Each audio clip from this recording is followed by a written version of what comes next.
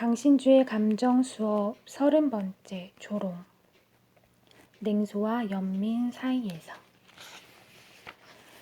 누가 알까? 가장 철학적인 고양이 한 마리가 맥주에 취해 물독에 빠져 비범한 삶을 마쳤다는 사실을.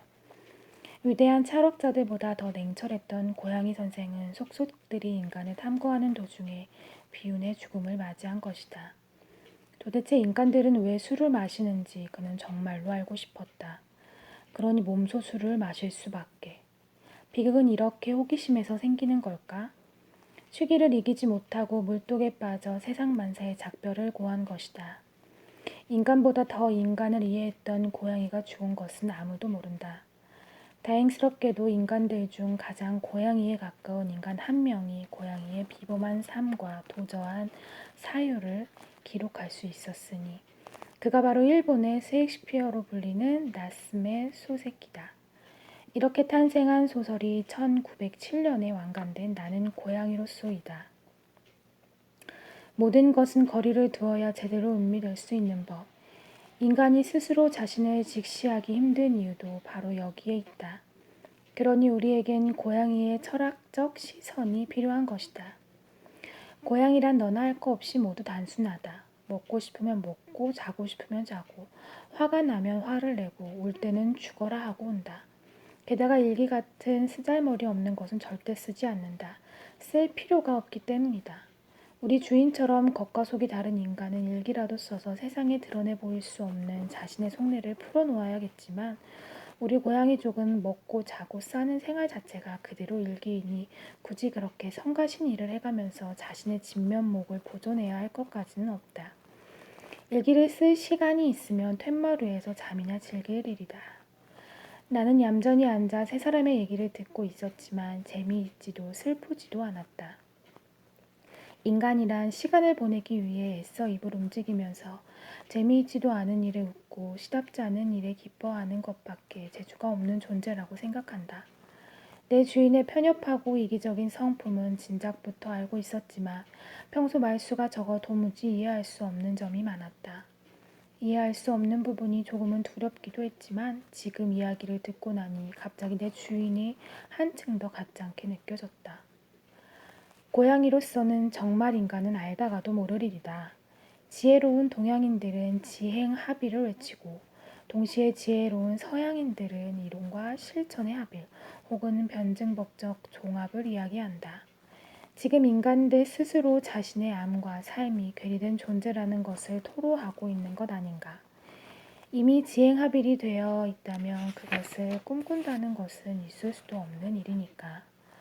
놀라운 것은 인간을 제외한 모든 동물들은 지행합일이 되어 있고 이론과 실천이 변증법적으로 통일되어 있다는 사실이다. 그러면 인간은 고양이 선생을 포함한 모든 동물들을 존경해야만 한다. 그러나 현실은 어떠한가? 지행합일도 되지 않았으면서 인간은 지행합일이 이루어진 동물들을 열등하다고 조롱하며 심지어 자신이 만물의 영장이라고 뻐기고 있다. 정말 웃기는 일 아닌가. 배가 고프면 늑대는 닭을 잡아먹는다. 지행합일이다. 그러니까 배가 고픈 것을 아는 순간 동물들은 무엇인가를 먹는다. 그렇지만 인간은 어떤가? 배가 고픈 것을 알아도 생면 종중이니 다이어트든 간에 어떤 괴상한 이유를 들어 번뇌하면서 음식을 바로 먹으려고 들지 않는다. 흥미로운 것은 바로 먹지 않을 뿐 얼마 지나지 않아 먹는다는 점이다. 얼마나 쿨하지 못한가. 고양이 선생의 눈에는 인간의 행태가 얼마나 이상하게 보였을까.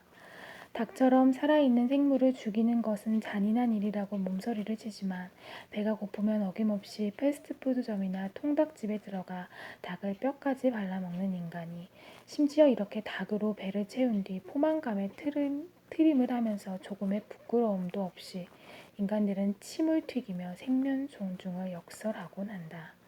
얼마나 위선적이고 아이러니한 일인가. 고양이의 눈에 비친 인간은 너무나 가식적이고 복잡하다. 고양이가 겉과 속이 일치하는 삶을 산다면 인간은 겉과 속이 다르기 때문이다. 인간들은 바람 부는 대로 이리저리 흔들리는 수세미처럼 초연한 척 하고 있지만 그 마음속에는 세속적인 명예욕도 있고 욕심도 있다.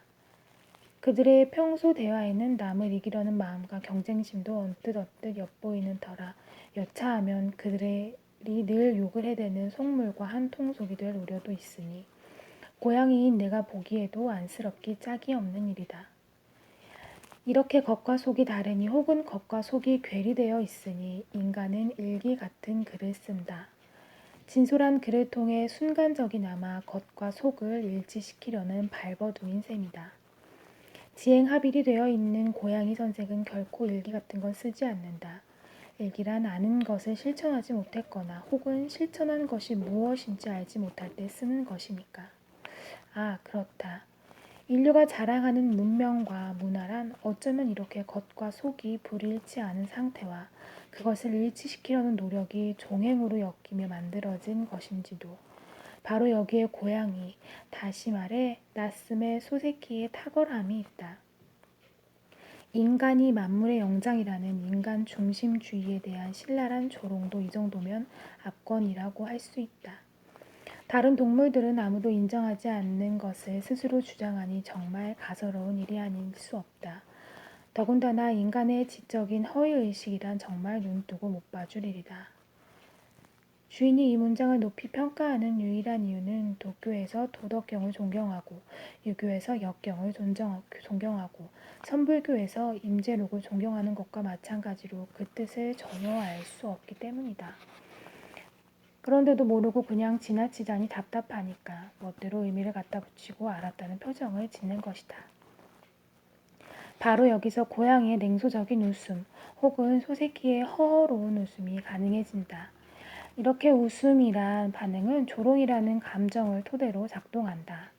그렇다면 조롱이란 어떤 내적 논리로 움직이는지 좀 더 깊이 음미하기 위해 스피노자에게 도움을 청하도록 하자. 조롱이란 우리가 경멸하는 것이 우리가 미워하는 사물 안에 있다고 생각할 때 발생하는 기쁨이다. 조롱은 묘한 감정이다. 그것은 미움과 기쁨이 교차하는 감정이기 때문이다. 모든 동물들이 미워하는 인간 속에서 그들의 불합리와 위선을 발견하니 어떻게 기쁘지 않을 수 있겠는가. 소새끼는 고양이는 겉과 속의 불일치를 가장 경멸한다. 그런데도 불구하고 사람들은 겉과 속이 일치하는 고양이족을 자기보다 열등한 존재라고 폄하한다. 고양이보다 못하면서 고양이보다 잘났다고 생각하는 이런 인간 족속만큼 고약한 존재가 또 어디 있다는 말인가. 자신의 단점을 강점으로 반면 고양이의 장점을 단점이라고 단정하며 으쓱거리는 건 정말 꼴불견이다. 그만큼 소새끼는 자신도 한 마리의 고양이라도 되는 것처럼 인간을 미워하고 있다. 그러니 인간의 본성에서 겉과 속의 불일치를 간파한 다음 고양이는 소새끼는 얼마나 기뻤겠는가. 이제 당당히 인간을 조롱할 수 있게 되었으니 말이다. 나는 고양이 일소로이다 라는 소설이 풍기는 유머 감각의 씁쓸함이 바로 여기서 발생하는 것이다. 그렇지만 아무리 고양이와 가깝다고 해도 소새끼는 고양이가 아니라 사람이 아닌가? 결국 인간에 대한 고양이의 조롱은 인간에 대한 인간의 조롱일 수밖에 없다. 이런 냉소적인 자기 조롱은 얼마나 허무하고 자기 파괴적인가. 고양이가 물독에 빠져 죽는 것이나 소새끼가 고질적인 우울증으로 고생했던 것도 다 이유가 있었던 셈이다. 그렇지만 자신을 정말로 정직하게 직시할 수 있을 때까지 우리는 고양이 선생의 통찰과 가르침을 한시라도 잊어서는 안 될 것이다. 또 고양이 선생의 예리한 유훈을 우리에게 알려준 작가에게도 고마운 마음을 가져야 할 것이다.